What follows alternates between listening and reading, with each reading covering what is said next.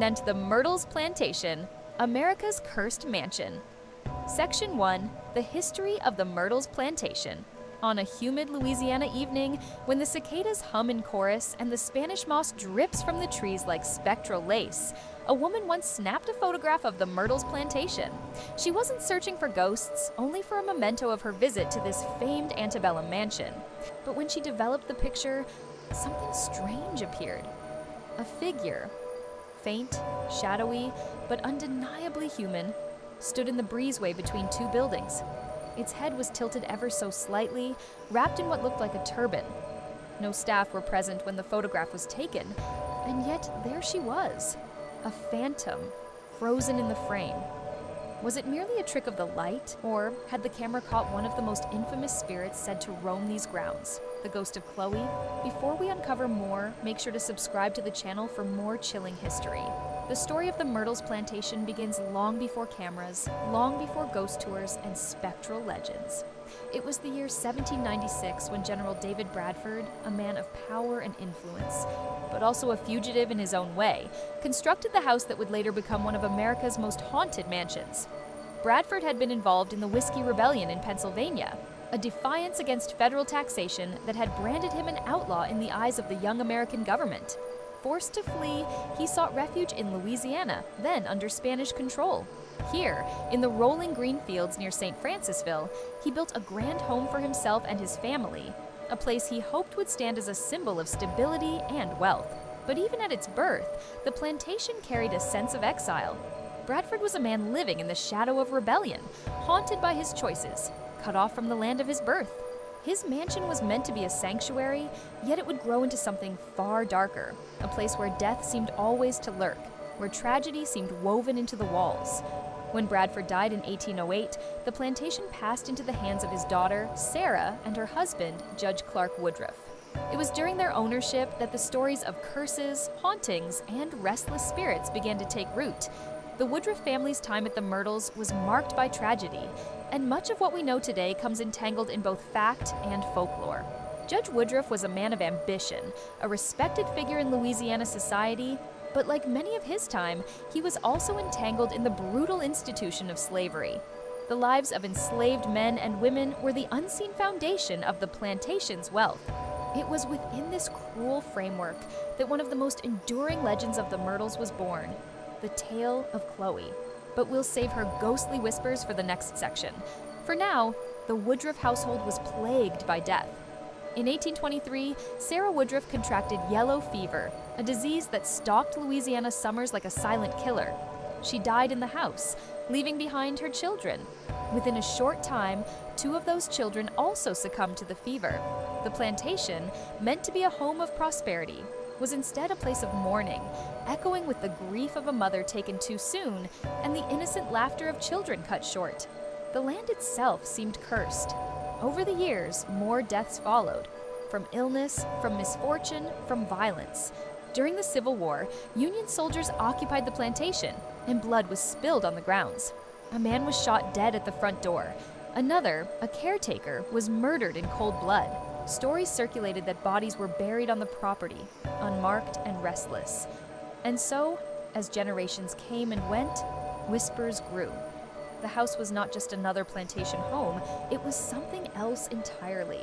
Its broad verandas and stately columns concealed shadows that moved without cause, cold drafts that chilled the bones, and footsteps echoing in empty rooms. Servants reported hearing cries in the night. Guests claimed to see figures in mirrors. And the stories spread, each death, each misfortune, added another layer to the legend. By the late 19th century, locals referred to the Myrtles as a house of spirits. They said it was built on a Native American burial ground, that 10 murders had occurred there, that ghosts wandered freely. Many of these tales cannot be traced to a single reliable source, but the sheer volume of them created something more powerful than truth, a mythology, a reputation that made the plantation infamous. Visitors described the strange stillness of the air inside. Even on the hottest days, some rooms felt icy, as though the walls themselves exhaled a ghostly breath. Windows sometimes fogged from the inside, as though invisible hands pressed against the glass. Doors creaked open with no one behind them. And always, there was the sense of being watched, eyes peering from the shadows, unseen but undeniable. It is this heavy history that clings to the house to this day. The Myrtles is often called one of the most haunted homes in America, and it wears that title like a crown of thorns. But among all its tragedies, among all the spirits said to wander its halls, one story rises above the rest.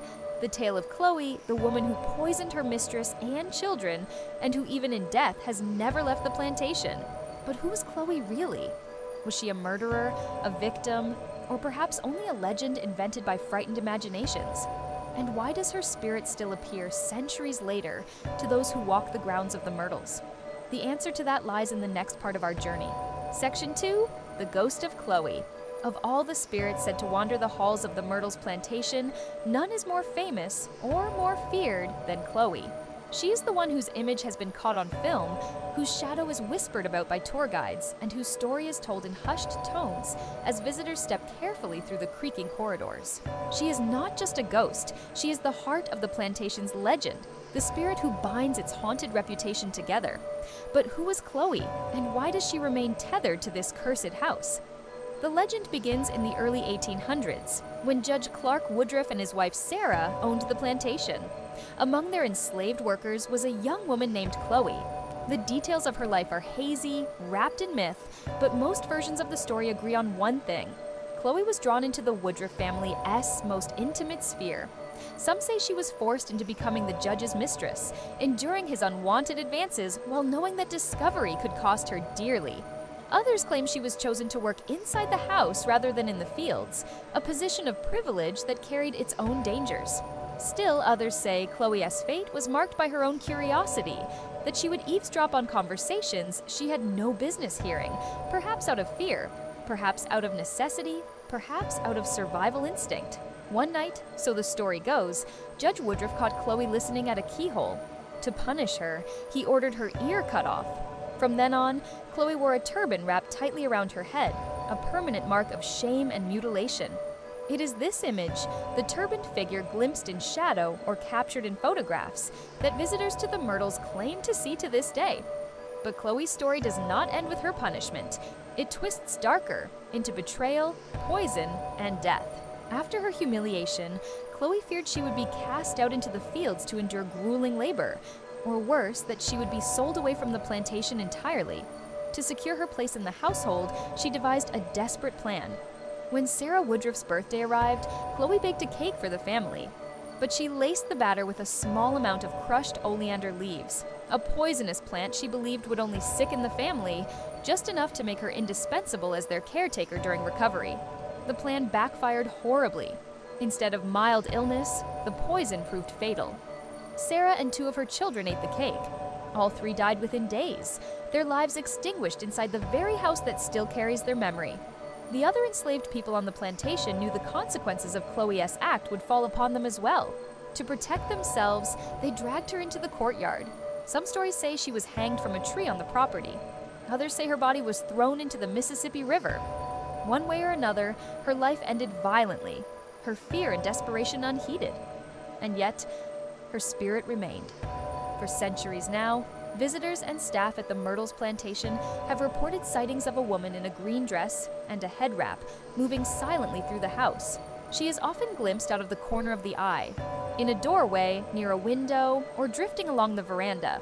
Her presence is strongest near the old Woodruff wing of the house, as though she is forever tied to the family she once tried to save or destroy. Perhaps the most compelling evidence of Chloe's presence came in 1992, when a photo taken by a professional photography team captured something extraordinary. The picture was meant to showcase the plantation for insurance purposes, but when the image was examined closely, it revealed a figure standing between 2 buildings. A woman in period dress, head wrapped, body partially transparent. Paranormal experts examined the photo and found no signs of tampering. To this day, it remains one of the most famous alleged ghost photographs ever taken. But is Chloe's story true? Historians have scoured records and found no evidence of a Chloe who lived on the plantation during the Woodruff era, nor is there any record of Sarah and her children dying from poisoning. In fact, Sarah's death from yellow fever and her children's illnesses from the same are well documented. To skeptics, this proves Chloe is nothing more than folklore, a tale invented to explain the tragedies of the house. Yet folklore has a way of growing into truth. The stories told by enslaved people, passed down in whispers, often carried truths that could not be written in ledgers or preserved in official records. And whether Chloe lived in flesh and blood or only in story, her presence is felt by those who step inside the Myrtles Plantation. Guests have reported being touched by unseen hands, hearing soft footsteps behind them, or smelling the faint aroma of baking, as though Chloe's poisoned cake still lingers in the air. Tour guides describe a cold heaviness in the rooms linked to her legend, a sorrow that seeps into the skin. Some visitors refuse to enter the chambers where she is said to walk. And then there are the mirrors. In the grand hallway of the Myrtles, there is a large antique mirror that has become infamous in ghost lore. Locals say Chloe's spirit sometimes appears within its glass, watching silently. Fingerprints, small and childlike, have been found pressed against it when no children were present. Dark smudges have appeared and reappeared without explanation. Some believe Chloe herself lingers inside this mirror, forever gazing at the world of the living, trapped by the weight of her sins. The legend of Chloe is more than a ghost story. It is a reflection of the cruelties and tragedies of slavery, of the desperation and fear that define the lives of those who lived in bondage. Whether she is real or not, her ghost has become the face of the Myrtles Plantation, her story a warning that the past never truly stays buried. But Chloe is not alone within those walls. The Myrtles has been called a house of 1,000 deaths, and the echoes of suffering ripple far beyond her legend. Soldiers from the Civil War, children lost too soon, and the mysterious spirit said to dwell in the infamous Mirror of Souls all haunt this cursed mansion. What is it about this mirror that traps spirits within it? And why do visitors still see faces, handprints, and even movements where there should be none? The answer lies in the next chapter of our haunted journey. Section 3, The Haunted Mirror and Other Spirits.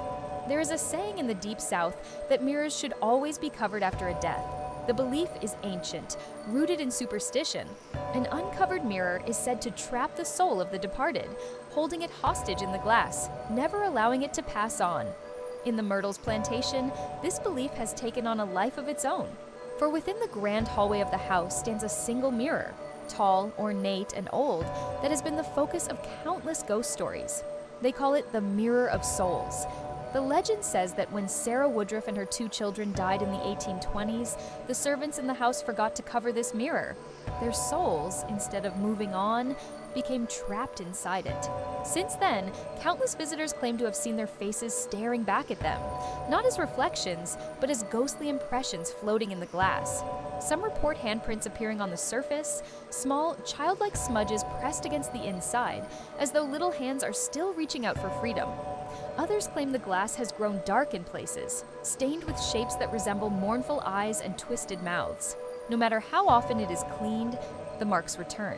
Standing before this mirror, many guests describe an oppressive weight in their chest, a heaviness as though the house itself is watching. Some swear they have seen their own reflection blink out of sync, lagging by a second, or changing expression without their face moving. Others hear whispers, faint voices, like children calling softly in the distance, echoing from the glass itself. To believers, this is proof that Sarah Woodruff and her children remain imprisoned in the mirror, their souls bound by the mistake of leaving it uncovered. To skeptics, it is nothing more than smudges, tricks of the light, and the power of suggestion. Yet few can deny the unease that settles over them in that hallway, under the watchful gaze of the Mirror of Souls. But Sarah and her children are not the only spirits said to walk the Myrtles Plantation. The house is alive with stories of restless dead. Guests have often reported the sound of children running and laughing down the corridors. In the dead of night, soft footsteps patter across the wooden floors. Shadows dart just out of sight, as though little ones are playing hide and seek in eternal twilight.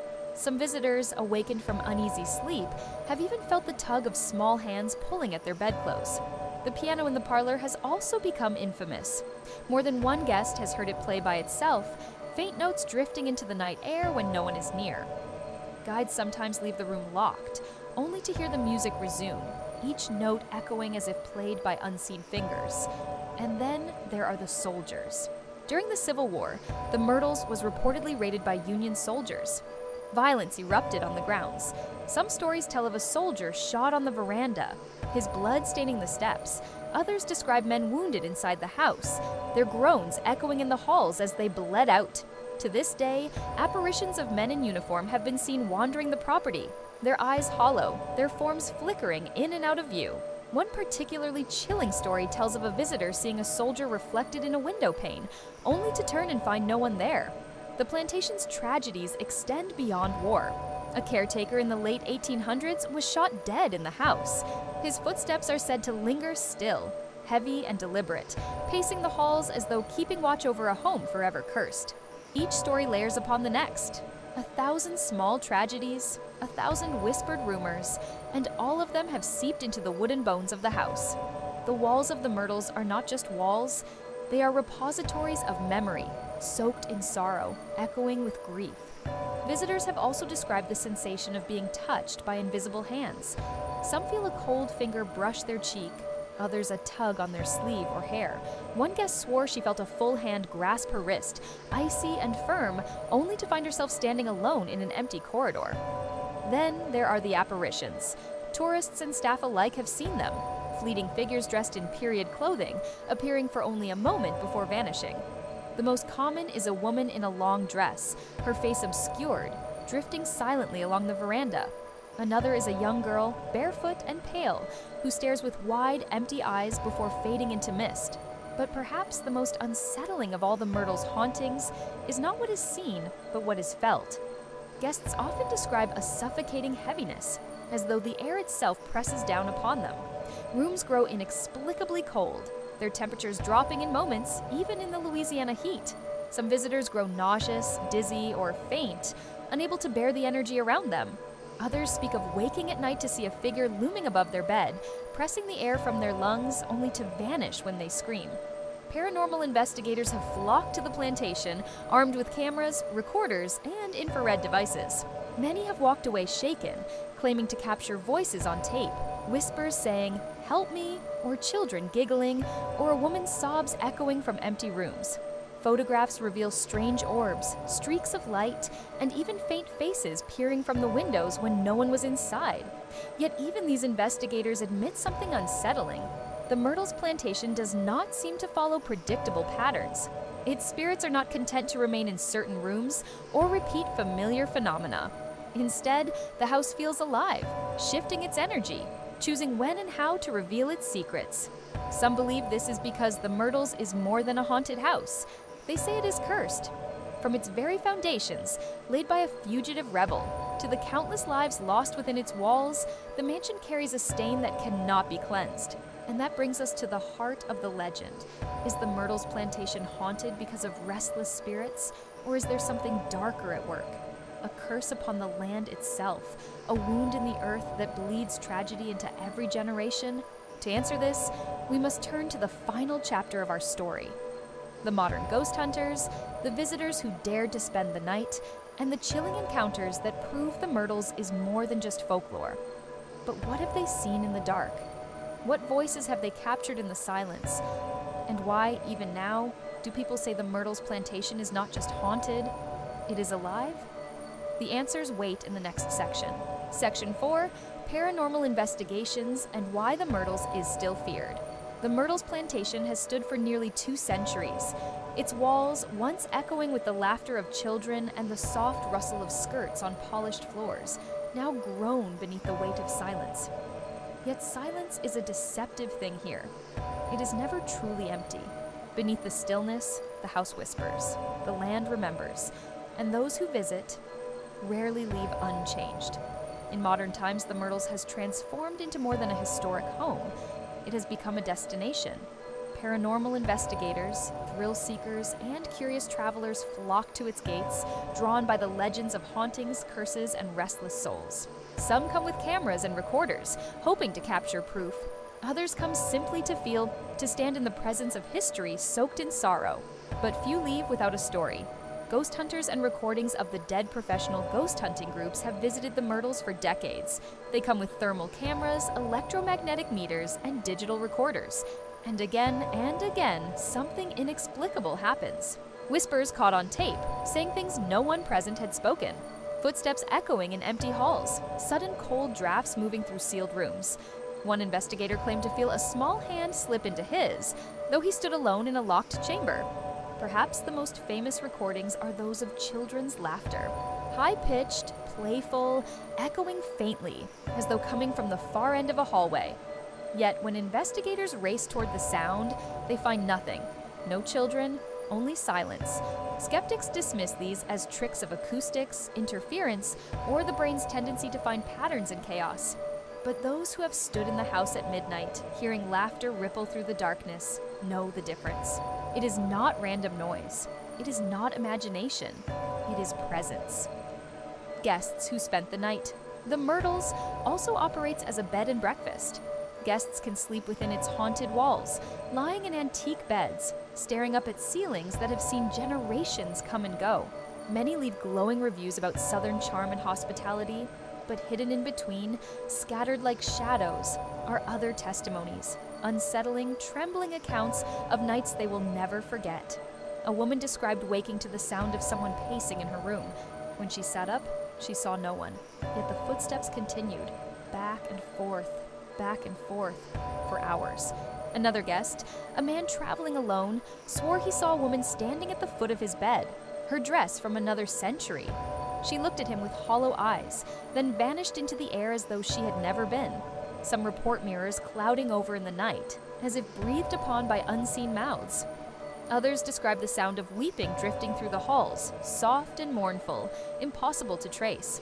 And then there are the dreams. Guests speak of strange, vivid nightmares while sleeping at the Myrtles, dreams of drowning, choking, or being trapped. Many awake gasping for air, their hearts pounding. Some refuse to spend a second night.